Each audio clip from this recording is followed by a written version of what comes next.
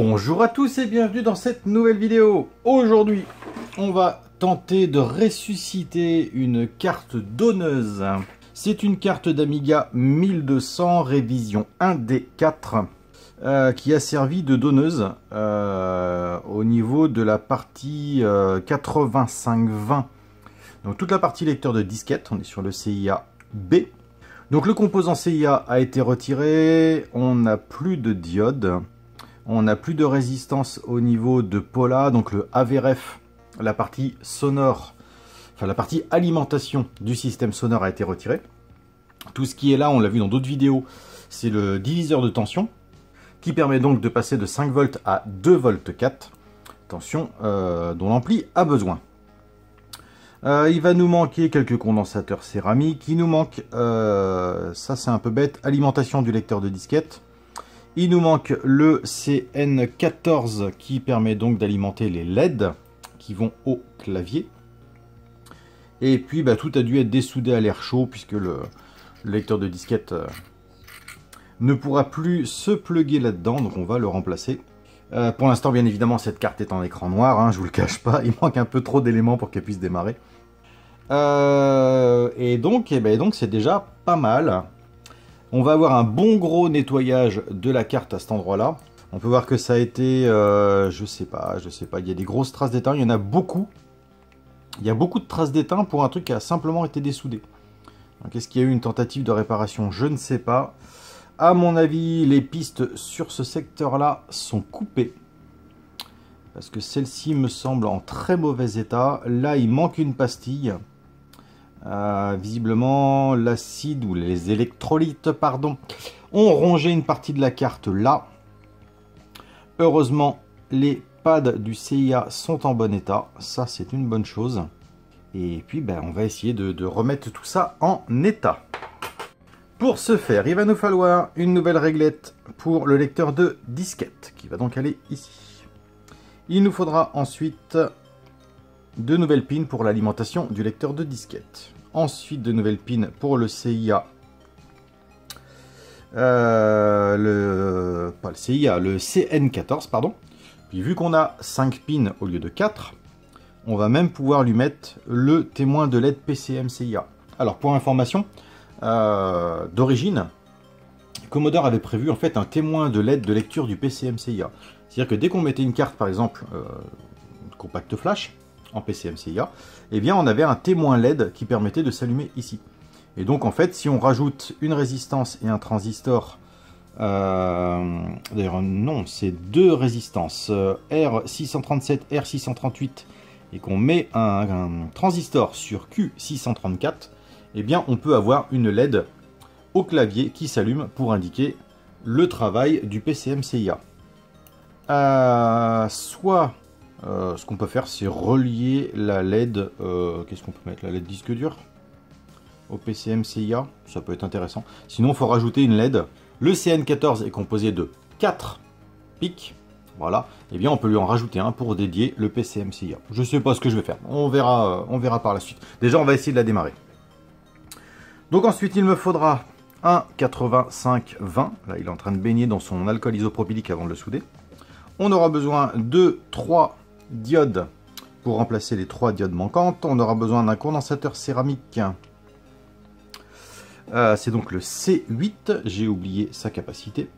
Et donc on aura besoin aussi d'un 74 LS66 et d'un petit MC1488D qui vont aller respectivement ici et là.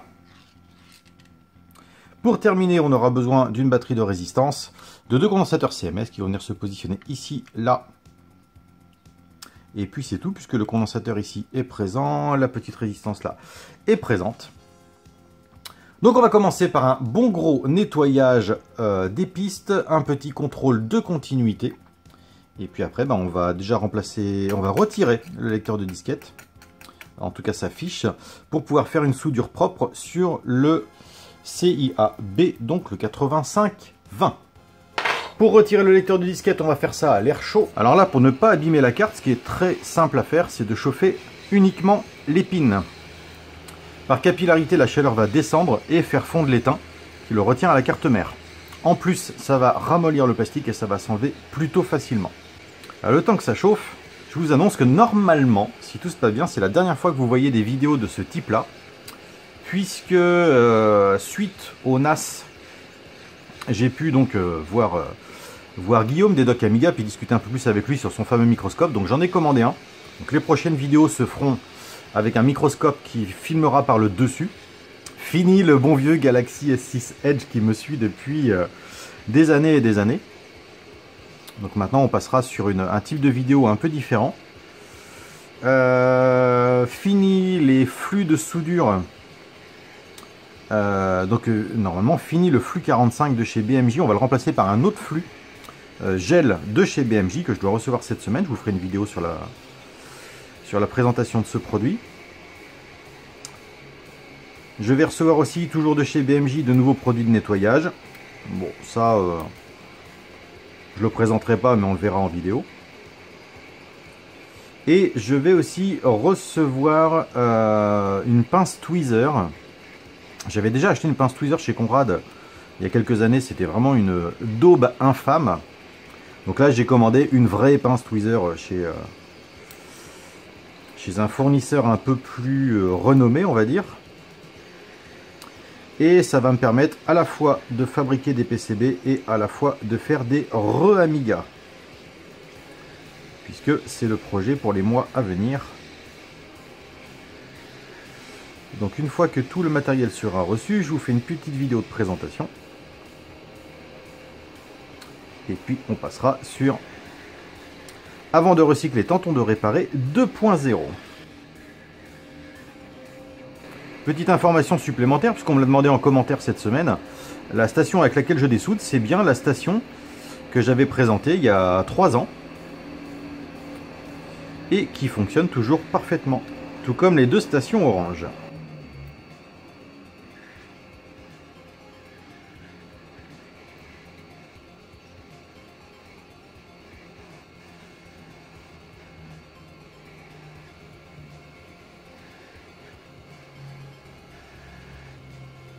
Bien, tout a été retiré. Hop. Et ben on va prendre ça. Hop. Là, on n'hésite pas, on va badigeonner la carte avec un flux en pâte. Alors, c'est pas forcément un flux bas de gamme. Hein. C'est un flux que j'utilise pour les restaurations de cartes. Parce qu'il n'est pas forcément onéreux. Contrairement au BMJ. Hein. Le BMJ coûte un petit peu cher, on en reparlera. Encore une fois, quand on veut de la qualité, on y met le prix. Et celui-ci, en fait, a plusieurs avantages. C'est quand il fond, il a tendance à bien faire ressortir les impuretés. Donc pour nettoyer, il est top. Donc là, je vais prendre un fer à souder, tête biseautée. Et je vais faire fondre mon flux un peu partout comme un gros cochon.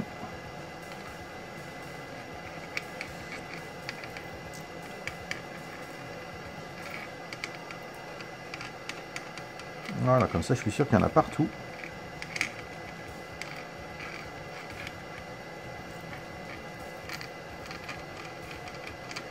En tout cas, partout où je vais vouloir intervenir. Ah, ça c'est plutôt pas mal. Ok. Ah.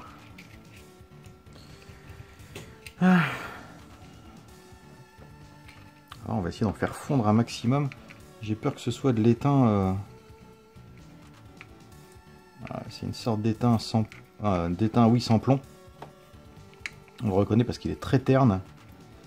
Et quand il est fondu, il glisse très très mal.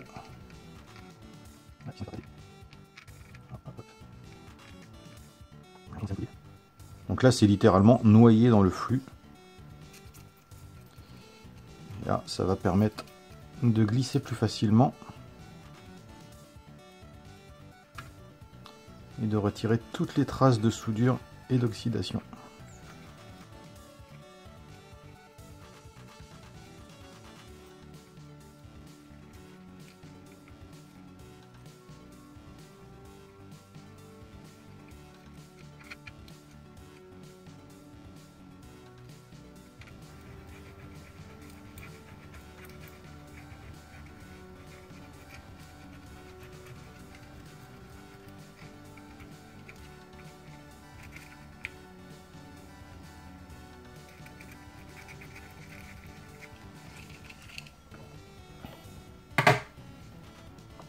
Alors, la première partie est nettoyée. Maintenant, on va aller voir ce que ça donne au niveau des pistes.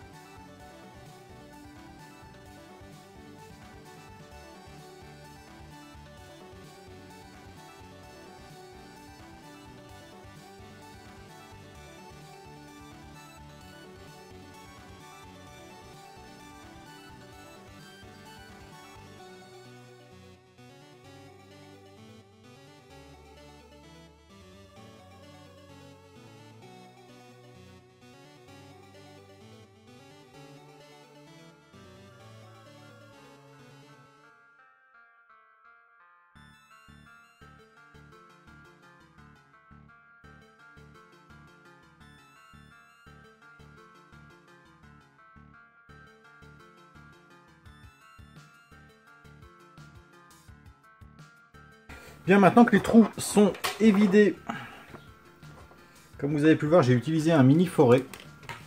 Je fais ça depuis quelques temps, donc je nettoie le maximum d'étain. Et j'attaque avec 3 forêts de différents diamètres pour refaire le petit tunnel. Ça marche plutôt bien. Pour l'instant, j'ai pas trop à m'en plaindre, à part que les forêts sont extrêmement fragiles. Maintenant, on passe au test de continuité. Alors, si je me souviens bien, celles du haut sont toutes à la masse. Donc là, on le verra de l'autre côté de la carte. De toute façon, là, il n'y a aucun souci à se faire. Par contre, pour les autres, normalement, celui-ci doit arriver à une résistance. Voilà. Et on va aller en suivant comme ça sur toute la longueur. Il faut que ça passe à chaque fois. Alors, pas celle-là, elle n'a pas de continuité. Celle-là non plus, celle-là, elle en a une. Voilà. Celle-là, non, elle va là, ok.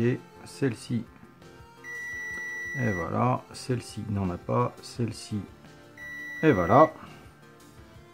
Voilà, et de l'autre côté, on voit que la masse est complète ici. Donc, elles sont toutes à la masse, bien évidemment. Y compris la dernière. On a une continuité ici qui doit aller jusque là. On est bon. Eh ben, on est pas mal. Donc visiblement, rien d'abîmé sur ce côté-là. Donc les continuités sont correctes sur cette partie-là, sur la partie picot du lecteur de disquette. Maintenant, on va regarder là où ça m'a l'air très abîmé. Alors visiblement, on a un circuit qui va de là à là. Ça passe, qui va ensuite là. Ça ne passe pas. Qui va là, ça ne passe pas. Si on fait le chemin inverse, on a une micro coupure ici.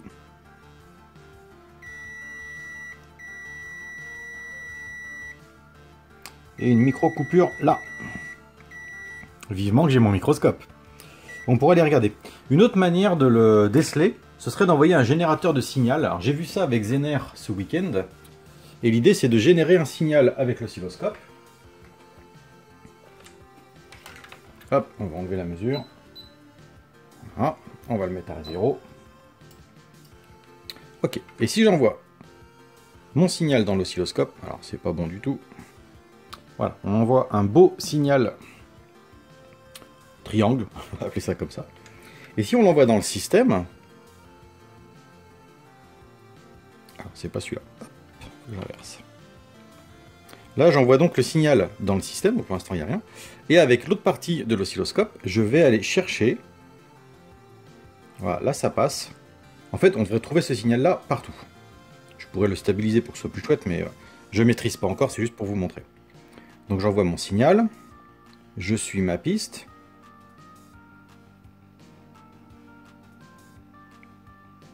Voilà, et là, quand je passe au niveau de la légère fissure,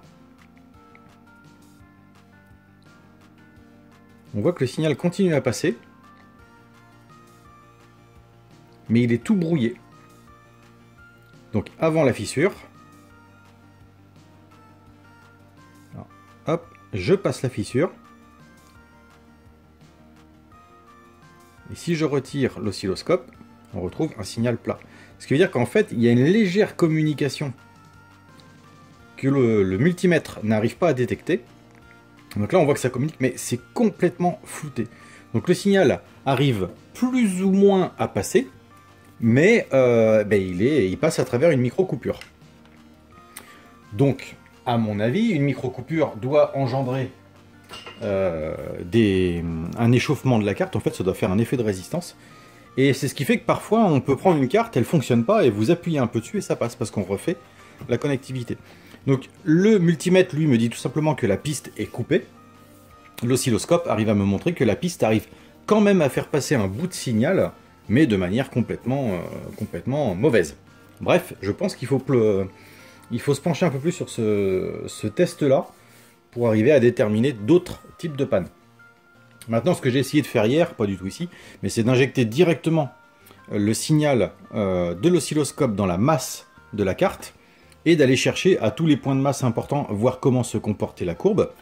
Donc si elle est parfaite, ben, c'est parfait. Si elle est brouillée, eh ben, c'est possiblement quelque part il y a quelque chose qui ne va pas. J'ai essayé de faire la même chose avec le 5 volts, avec le VCC. Là par contre, ça n'a pas réellement fonctionné. Mais je pense que c'est dû à tous les condensateurs qui sont branchés à une patte sur le VCC et une patte sur la masse. Peut-être qu'il y a un réglage spécifique sur l'oscilloscope, mais je ne maîtrise pas suffisamment. Bref, on a des pistes coupées à cet endroit-là. Et à mon avis, bah, de toute façon, il manque un pad là. On peut voir qu'il manque littéralement un pad ici. Donc visiblement, ça doit venir de là. Pad coupé, bien évidemment. Donc là, on n'aura rien du tout. Et on reprend de là. Et on va...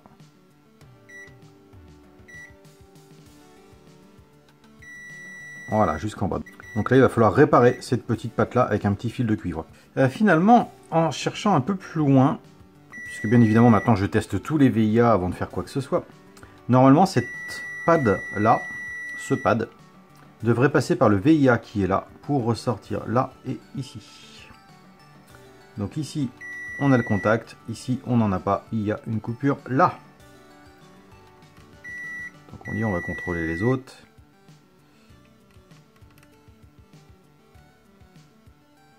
Celle-ci. Ah, bah elle est coupée aussi. Bon, on va réparer toutes les pistes sur cet endroit-là. Ça a l'air d'être sacrément abîmé.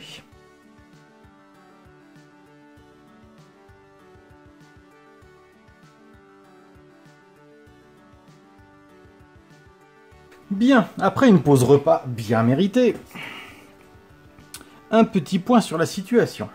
J'en ai profité pour évider les VIA qui sont là, parce que je ne l'avais pas fait tout à l'heure. Donc j'ai réparé la plupart des pistes coupées à ce niveau-là. J'ai renforcé toutes les pistes, surtout en VCC et en ground, pour la masse. Ça va pas être simple. Ça va pas être simple dans le sens où je vais devoir remettre un composant par-dessus énormément de réparations de pistes. Du coup, le composant va être légèrement bancal. Enfin, le composant va pas être bien positionné sur la carte. Alors, ce qu'on peut faire, c'est prendre le composant et replier ses pattes pour qu'il soit un peu plus haut. Et puis adapter la hauteur en fonction des straps qui ont été faits. Du coup, on va vérifier ce qu'il reste à faire. Tac. Alors. Nous disions donc, on avait celle-ci, c'est réparé. On avait celle-ci, c'est réparé. On avait celle-là, c'est bon. On avait, où est-ce qu'elle est? Elle est là. Ok, celle-ci, je pense qu'il n'y avait rien. Ok, on avait donc la grande qui est réparée sur toute la longueur. On avait la petite qui était là, que je n'avais pas vue au tout début. Celle-là, on a dit que c'était bon. Ok. Celle-ci, c'est bon. Celle-ci, c'est bon. Celle-ci, à tout hasard, rien à redire. Celle-ci, pop, pop, pop, pop, qui doit aller quelque part par ici. Ok. Ok. Les VIA qui s'occupent du lecteur de disquette qu'on a pu voir sur la carte de Mobo. Tac, tac, tac. Ok. Celle-ci, elle va là. Et là. Ok. Eh ben, je dirais qu'on est plutôt pas mal. Donc, je vais souder le nouveau 85-20. Ce qui me permettra ensuite, je pense, d'attaquer sur les deux composants qui vont ici, parce que c'est eux qui vont être les plus durs à souder. Et puis, on mettra les résistances et les condensateurs, et puis on tentera un démarrage.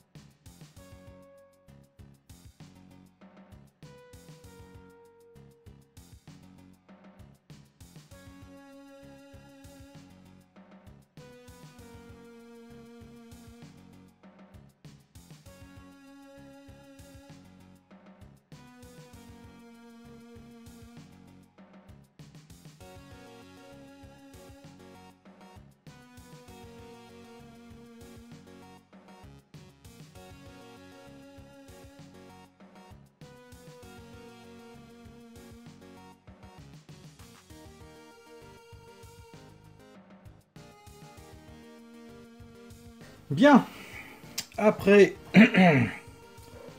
après 2 bonnes heures quand même de travail, Donc le 8520 est ressoudé. Les deux petits composants ici, le 1488 et le 74 LS sont ressoudés. Et toutes les connexions sont bonnes, elles sont correctes. J'ai replacé les petits condensateurs CMS, la résistance CMS qui était là. Il me reste 2 condensateurs à mettre. Je précise que c'est bien les 2 condensateurs qui sont ici, qui ont coulé et qui ont mangé la carte. J'ai refait tous les contrôles du 8520. Toutes les continuités qui vont à l'alimentation de Paula et de la VRF. Donc maintenant, ce qu'il nous reste à voir, c'est est-ce que cette carte peut démarrer. Allez, test avec une DB23. C'est parti. Le démarrage devrait être un peu long de toute façon, parce qu'on est en ROM 3.0. Ah. Oh. Bon, déjà, on a un démarrage. Allez, on teste avec une compact flash.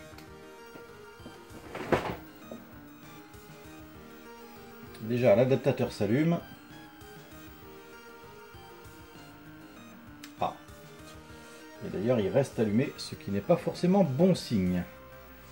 Et je vais ressouder les nouveaux connecteurs pour le port disquette. Et puis, on va tenter un Amiga Test. Allez, c'est parti avec lecteur de disquette. Il s'initialise. Et il passe en lecture. Cool. Ok, Amiga Test Kit fonctionne. Il n'y a pas de test de l'IDE dans ATK. Je croyais. Et là, je viens de me rendre compte qu'en fait, j'ai pas remis les condensateurs, notamment C821. Et il me semble que et il me semble que si C821 est absent, en fait, on n'a pas l'IDE. Il me manque encore des condos, mais je dois pouvoir tester l'audio en faisant un petit pontage. C'est un peu à la barbare, mais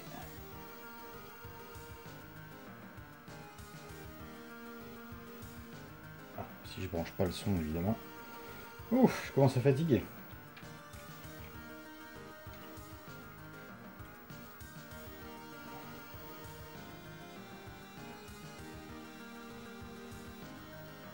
Non, il n'y a rien qui passe niveau son. Ah, ça, c'est moche.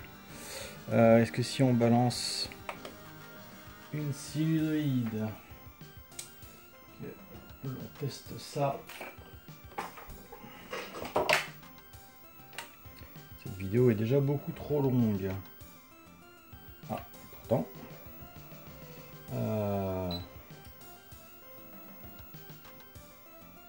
Pourtant, j'ai une très belle sinusoïde. Plutôt même joli, sachant qu'il n'y a pas de filtre. Et les deux sont jolis. Ah, à mon avis.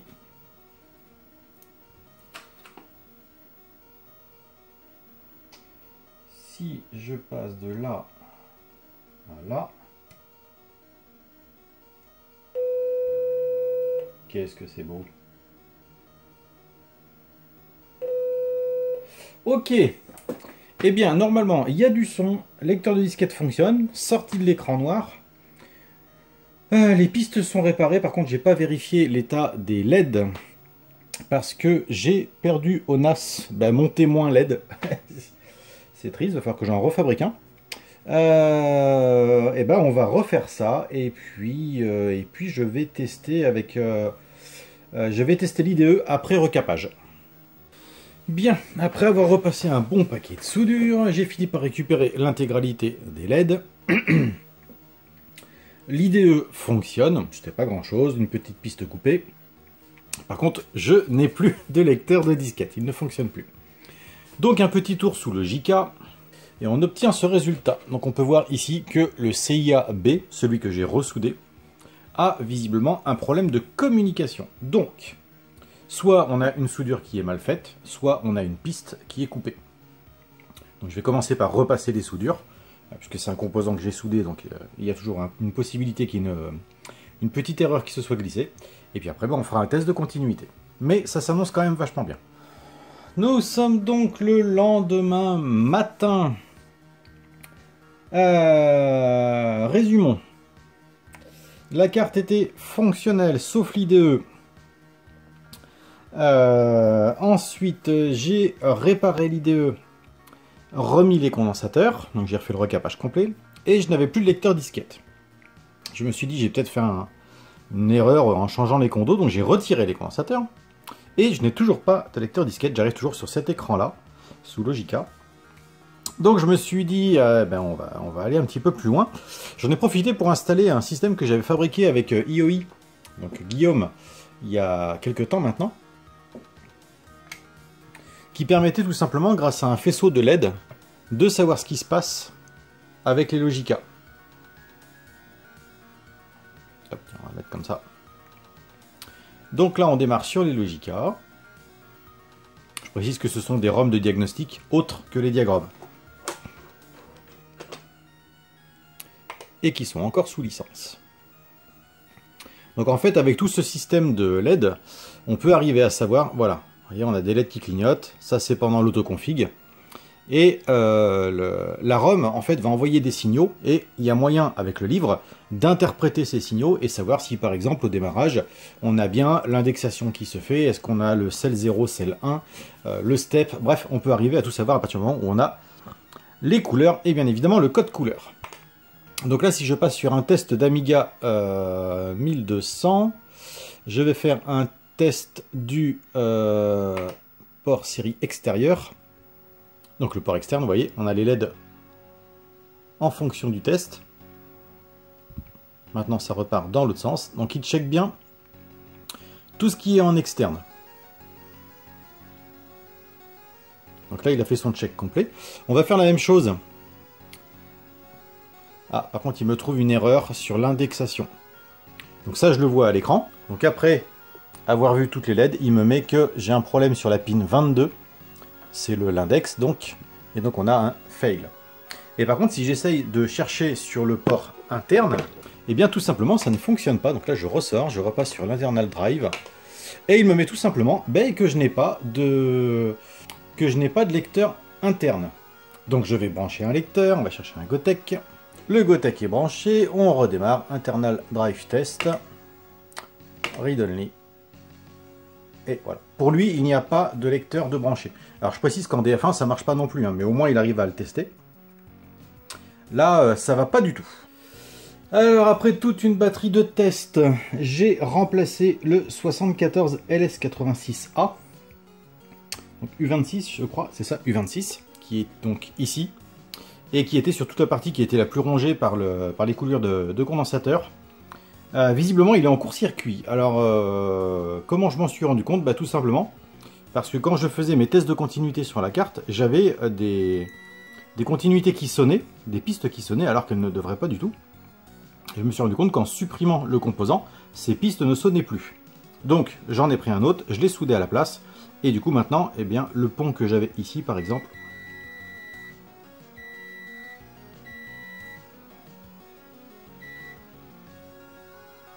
eh bien, je ne l'ai plus. À côté, je l'ai. Et sur celui-ci, je ne l'ai plus. Et celui-là, je ne l'ai plus non plus. Déjà, ça va résoudre un petit problème. Par contre, les composants sont toujours très chauds. Et je suis toujours au même stade sur les Logica. Allez, on passe à autre chose. Bon, après avoir retesté toutes les continuités, le résultat est le même. Le constat, c'est que toutes les pistes sont passantes. J'ai pas de piste coupée, je n'en trouve pas. Il reste plus qu'une seule chose, qui pourtant est assez rare, c'est que le CIA soit complètement HS. Et donc le problème viendrait de lui. Alors pourtant c'est un CIA que j'avais normalement déjà testé. On n'est jamais à l'abri avec l'électronique. Et est-ce que le 74 LS qui est en court-circuit, ou est-ce que dans tous les accidents qu'il y a eu sur cette carte, ça a pu conduire à une surtension ou quelque chose qui a fait que le composant a cramé? C'est une possibilité. J'ai repassé les soudures plusieurs fois, ça n'a rien changé. Donc c'est parti, remplacement du CIA 8520. Allez, j'ai laissé refroidir.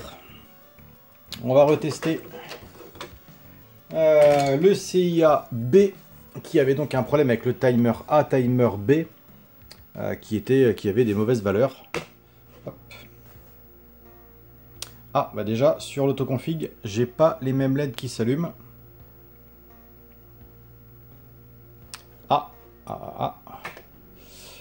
CIA test, donc le A normalement il passe impeccable, c'est le 2, le CIA B qui ne marche plus.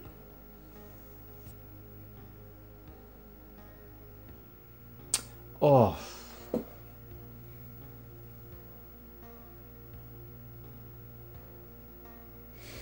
Oh mon Dieu. Allez, encore un test cette fois-ci avec le Gotek. Bon, en fait, déjà, je sais que ça marche puisque sur mes LED test, elles viennent de s'initialiser. Voilà, il a été cherché sur le cell 0, cell 1, voir s'il y avait un lecteur. Et les LED se sont allumés correctement. La LED ici ne s'allumait pas tout à l'heure. Les deux LED ici sont maintenant fixes. Allez, Amiga 1200 CIA test, on a vu que c'était bon. Donc maintenant, si on fait internal drive, oui. Est-ce que... Ah, faut que je mette une clé USB. Hop, normalement, si je lui mets l'autoboot, ça doit suffire. Oh, bah, je l'installe.adf. Oh, yes.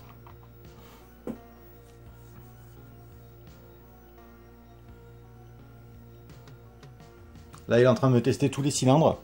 Bon, déjà, à ce niveau-là, je sais que c'est réparé. Je sais que ça fonctionne. Ah, la vache. Ça fait presque 12 heures de taf pour arriver à la redémarrer, cette carte. Mais là, bon, il y avait des grosses coulures d'acide. Ça avait vraiment coulé à plusieurs endroits. Ça avait bouffé des pistes. Malheureusement, c'est pas une réparation qui va être fiable. Parce qu'il y a d'autres pistes qui sont vraiment très très abîmées. Là, le top, c'est de tester la carte et vérifier qu'elle fonctionne correctement. Et embrayer directement sur une Amiga. Je pense que ce serait le plus sérieux. Bon, il va nous rester à retester l'IDE. Ok, donc là, aucun problème.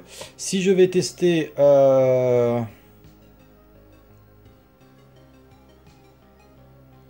l'audio, ça sert à rien parce que j'ai pas les condensateurs audio. Contrôle port test. Bon bah de toute façon je sais que ça fonctionne vu que je l'ai utilisé. Allez, on branche je vais retirer les Logica, je vais mettre des ROM et on va voir s'il peut booter sur la compact flash. Allez, démarrage juste avec une compact flash. Il n'y a pas de workbench, j'ai juste copié les fichiers d'install sur la compact flash. Normalement ça devrait aller assez vite. Ok, l'IDE est reconnu, on a bien le DH0 et le DH1.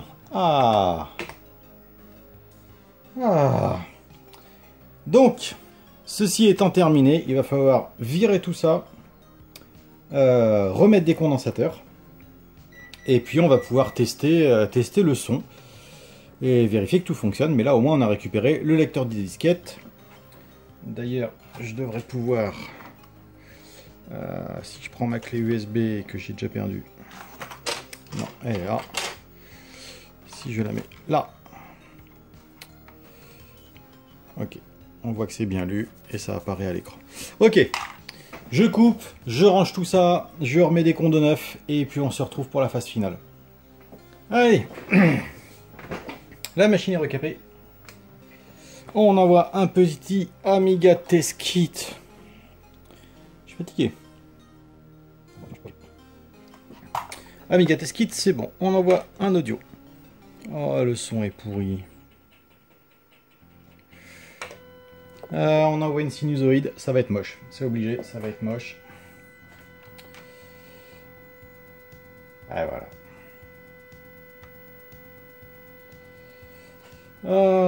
Résistance de casser ou AVRF trop élevé. Alors. Que nous dit le AVRF? Eh bien, le AVRF nous dit 4,8 V au lieu de 2,4 V. Donc, le pont diviseur de tension ne fonctionne pas. Enfin, soit il ne fonctionne pas, soit le 5 V passe ailleurs. Donc, j'ai retiré R303, la petite résistance qui vient en fait faire le pont diviseur. Et on va vérifier que d'un côté, on est bien 5 volts, et de l'autre côté, il doit y avoir 0 V. Si jamais il y a 5 volts de l'autre côté aussi, ça veut dire que le 5 volts, le VCC est envoyé ailleurs. On a bien 4,8 V d'un côté, et donc... 0 volts de l'autre. Par contre, j'étais persuadé que Paula fonctionnerait pas dans ces cas-là. Voir ce que nous dit la sortie. Voilà, la même chose, mais en moins fort. Alors, est-ce que c'est ma résistance qui est morte? Ah, faut avoir des nerfs d'acier pour restaurer ces machines. Je me fais une petite pause glace. Hein. C'est au moment où on pense que tout est réparé, il y a une panne qui se rajoute. En sachant que celui-là revient de très très loin quand même. On part d'un écran noir, pas de lecteur de disquette, pas d'IDE, pas de composite. C'est vrai que j'ai pas revérifié, mais il n'y avait pas de composite au début. Même s'il manquait quand même les condensateurs qui gèrent le composite. J'aurais dû en avoir quand même. Là, j'avais rien du tout. Un CIA grillé, un 74 LS grillé. Bon, les condensateurs morts, bien évidemment. Une dizaine de composants manquants. Ah, et ça commence à faire plutôt pas mal. Allez, c'est parti, je viens de rechanger les deux résistances R303 et R304, qui sont des résistances 1 kΩ et qui pourtant, au test, sortent bien 1 kΩ. Alors, bon, admettons. Mais je ne vois pas d'où peut venir le problème à part ça. Hop, je décale un peu. Vous allez peut-être mieux voir le multimètre. Donc on a dit, à cette base-là, on doit avoir 5 volts. Ok, ici 5 volts. 4 volts 8. Ici donc 4 volts 8. Et à la sortie de R303, 2 volts 4. Et à la sortie de R304, 2 volts 4. En fait, R303, elle est entre le 5 volts et l'ampli hop. Donc il y a 5 volts qui passent dedans. Mais sur son passage, elle rencontre R304 qui a une de ses parties qui est en contact avec le 5 volts de R303 et son autre patte est à la masse. Le fait que les deux parties des résistances se rencontrent, c'est ce qui fait le pont diviseur de tension, qui fait que en fait de 5 volts, avec les deux résistances, on divise par 2, donc 2 volts 4. Si vous n'avez pas 2 volts 4 sur le AVRF, il ne fonctionnera jamais correctement. Donc, je remets les condensateurs et on finit. Bon, j'espère qu'on rentre dans la phase finale. Allez, je rallume. Je teste pas la tension parce que je l'ai testé avant de rallumer la caméra. Je vais juste sortir l'oscilloscope. On va se choisir une belle fréquence. 500 Hz. Déjà à l'oreille, on sent que le son est propre, régulier et qu'il n'oscille pas. Là, on a une très très belle courbe. Et une très belle courbe là aussi. C'est fini. Oh. Ah, ben je crois que je vais m'arrêter là-dessus. Je sais pas quelle heure il est. Il doit être pas loin de 16 h. J'ai commencé cette carte hier à 7h30 du matin. J'ai pris 1 heure de pause. Donc j'ai repris vers 14 h. J'ai bossé dessus jusqu'à 17h30, 18h. J'ai repris ce matin à 8 h. Et là, il est 16 h et je peux dire que j'ai fini. J'ai pas exactement fini. Pour que ce soit vraiment fini, il faudrait que je compte tout le nettoyage. Parce que là, la carte est couverte de flux. Mais je le ferai pas aujourd'hui parce que j'ai pas reçu mon flux de nettoyage. Je ferai ça un peu plus tard. Mais voilà, il a fallu tout ça pour arriver à corriger tous les problèmes de cette carte. Certainement une des réparations les plus complexes, pas que j'ai eu à réaliser, mais que j'ai amené à terme. C'est rare que j'ai autant de choses à réparer sur une seule carte et que finalement j'arrive à un résultat 100% positif. À chaque fois j'arrive au bout, le son n'est pas terrible, ou le lecteur de disquette a tendance à fonctionner un peu quand il veut, ou l'IDE est pas top, ou l'image est pas belle. Il y a toujours un petit truc qui se rajoute. C'est des cartes qui sont très abîmées, donc bah, il y a toujours la possibilité d'avoir quelque chose qui l'empêche de fonctionner correctement. Bon, et ben maintenant il va falloir monter cette vidéo, et croyez-moi ça va être long. Donc je vous remercie de l'avoir suivi, j'espère que vous avez réussi à la suivre de bout en bout. Et puis je vous dis bah, à très bientôt pour de nouvelles vidéos. Ciao!